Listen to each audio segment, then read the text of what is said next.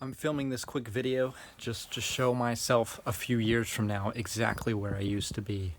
As you can see, there's no ceiling here. This is the kitchen. This is the kitchen at our house. All right. It's basically the laundry room. As you can see, there's nothing in here. There is a nice hot water heater, but that's about all we got. And I'm in here making a peanut butter and jelly sandwich before a workout. All right. All I've got, I don't know if you can see with how dark it is, but just a plastic fork. I've got some protein powder, and I'm using the lid as a plate because we don't have plates. And I got some milk that I try to basically eat. It's frozen. It's entirely frozen because we don't have a fridge. We only have a freezer, so I have to keep everything in the freezer. And then when I want something like milk, I put it out 2 hours early, so when it defrosts after 2 hours, I can have a glass of milk. For fruit, I've been eating some pineapples, and as you can tell, those are frozen too, so that I don't have to sit out for however long to defrost. But I mean, this is our kitchen. All right, we got a stove there, but it doesn't plug up.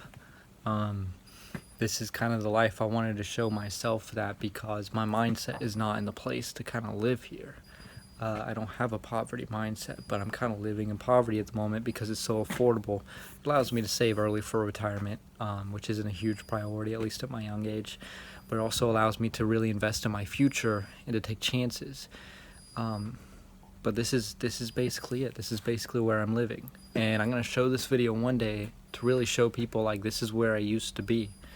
Because I'm not going to be here forever. It's really hard in the moment to imagine, like, you know, going from this to going to something amazing. It's hard to really make a clear picture, but I've been to clients' houses, I've been to amazing houses, and I'm really cultivating that vision. So I really almost want to fast forward a lot and see what life's going to be like in the future, because inspiration right now is definitely mandatory.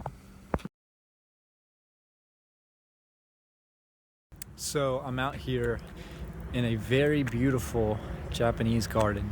It's about 36 degrees, and to be honest with you, I feel like I'm starting to get a little used to the temperature. 36 degrees normally for me would be insanely cold. I wouldn't be able to deal with it. I mean, I am wearing a jacket, but it just feels nice. It's so beautiful out here. I mean, when I thought about going to Minneapolis, I didn't think about standing in a Japanese garden outside of a community college, but I'm here and it feels amazing. I'm just so glad that I've reached the point where I can fly somewhere, not really think about it. I can end up in a new city, and it's just phenomenal. I really like the city. I really like this climate area.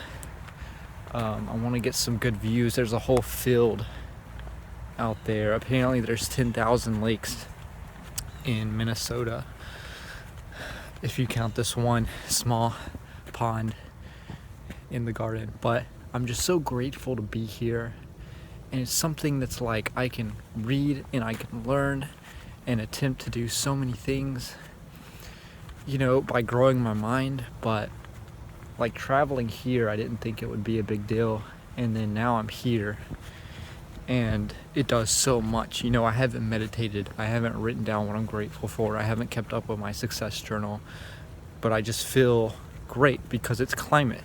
You know, there's so much that's changed so instantly because I'm in a new area, and that solves a lot of problems. Oh my god, dude, that's wild. What the heck? Just arrived in Minneapolis. I'm incredibly excited. This city is gorgeous. Look at this. Yes. All the traffic, all the borderline Canadian people. I love it. I'm about to go get some bagels. So check this out. The other night, I found myself watching television just a bit too much, and I try not to let myself give in to a lot of things that are you know, release more dopamine, situations like that. So about 2 episodes in, it was 2 hours of watching television. I go and I should emphasize first that 2 hours is probably more than I've watched in the whole year combined. So I get up, I pull my TV off the wall, and I walk outside and I throw it in the dumpster. So, you know, there wasn't a whole bunch of urges the next few days, but it was a little bit strange for me to get used to. The next day I went entirely without my phone, which for somebody who's in technology, who sells things that relate to technology, having your phone is kind of like a staple in this industry, and it's something I've gotten used to.